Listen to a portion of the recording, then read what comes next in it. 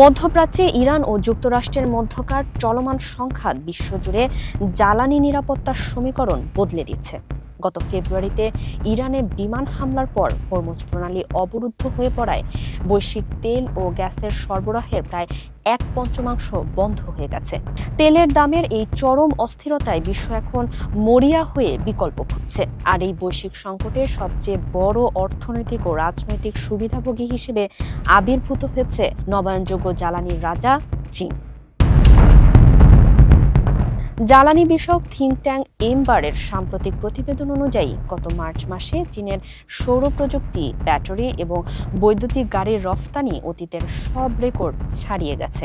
এমবার জানায় মার্চে চীন 68 গিগাওয়াট সৌর প্রযুক্তি রফতানি করেছে, যা আগের রেকর্ডের চেয়ে 50% বেশি। বিশ্বের অন্তত 50টি দেশ চীন থেকে সৌর প্রযুক্তি আমদানির নতুন রেকর্ড গড়েছে। তেলের সরবরাহে এই ঐতিহাসিক ধাক্কা মূলত বিশ্বজুড়ে পরিচ্ছন্ন জ্বালানি রূপান্তরকে ত্বরান্বিত করেছে।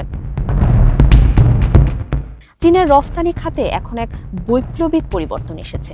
আগে যেখানে পোশাক ও আসবাবপত্র প্রবৃদ্ধি বাড়াতো, এখন তার জায়গা নিয়েছে সৌর প্রযুক্তি, ব্যাটারি এবং বৈদ্যুতিক গাড়ি, যাকে বলা হচ্ছে নিউ 3 বা নতুন 3। মার্চ মাসে এই 3 খাতের মোট রফতানি গত বছরের তুলনায় 70% বেড়েছে। বিশেষ করে ইউরোপীয় ইউনিয়ন, অস্ট্রেলিয়া ও ভারতে চীনের ব্যাটারি রফতানি $10 বিলিয়ন পৌঁছেছে। জ্বালানি আমদানিতে মধ্যপ্রাচ্যের উপর নির্ভরশীল এশিয়ার দেশগুলো এখন জ্বালানি সাশ্রয়ে কঠোর ব্যবস্থা নিচ্ছে। পাকিস্তান এই সংকটে কিছুটা স্বস্তিতে রয়েছে, কারণ কয়েক বছর আগে থেকেই তারা সস্তায় বিপুল পরিমাণ চীনা সৌর প্যানেল আমদানি শুরু করেছিল। এর ফলে দামি তেল আমদানির বদলে সৌরশক্তি ব্যবহার করে দেশটি প্রতি বছর কয়েকশো কোটি ডলার সাশ্রয় করছে। বিশ্লেষকরা বলছেন, চীনকে এখন আর শুধু সস্তা পণ্যের সরবরাহকারী নয়, বরং দীর্ঘমেয়াদী জ্বালানি অংশীদার হিসেবেই দেখা হচ্ছে। শুধু সৌরশক্তিই নয়, পরিবহন খাতেও তেলের দাপট কমছে। গত বছর বিশ্বজুড়ে বৈদ্যুতিক গাড়ির ব্যবহার বাড়ায় তেলের চাহিদা প্রায় 1.7 মিলিয়ন ব্যারেল কমেছে।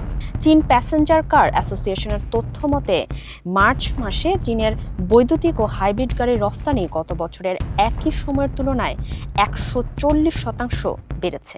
যুক্তরাজ্য সহ অনেক উন্নত দেশ এখন মনে করছে জীবাশ্ম জ্বালানির নিরাপত্তার যুগ শেষ হয়ে এখন পরিচ্ছন্ন জ্বালানির যুগ শুরু হয়েছে।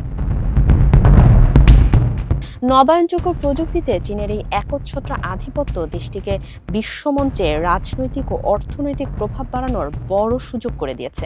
যদিও বিশ্লেষকরা এই বিশাল রফতানি প্রবৃদ্ধি দীর্ঘমেয়াদে ধরে রাখা নিয়ে কিছুটা সংশয় প্রকাশ করেছেন, তবে মধ্যপ্রাচ্যের অস্থিরতা বিকল্প জ্বালানির প্রয়োজনীয়তাকে স্থায়ীভাবে মজবুত করেছে। জীবাশ্ম জ্বালানির অস্থিতিশীল দামের বিপরীতে এখন সৌরশক্তি বিশ্বের অধিকাংশ গ্রাহকের কাছে সবচেয়ে সহজ ও স্বাভাবিক পছন্দ। ফারিহা আহমেদ, মানবকণ্ঠ।